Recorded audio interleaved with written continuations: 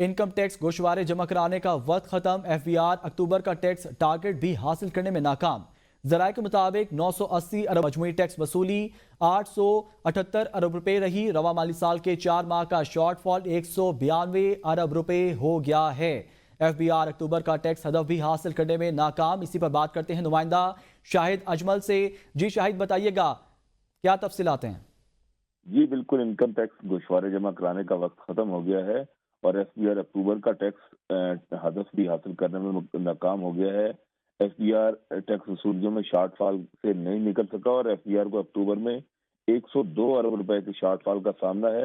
अक्टूबर में 980 अरब रुपए के हदफ के बरक्स 878 रुपए ही जमा हो सके हैं और रवा माली साल के पहले 4 माह में टैक्स वसूलियां 3441 अरब रुपए से जायद रही और 4 माह में टैक्स वसूलियों का शॉर्टफॉल 192 अरब रुपए से जायद हो चुका है।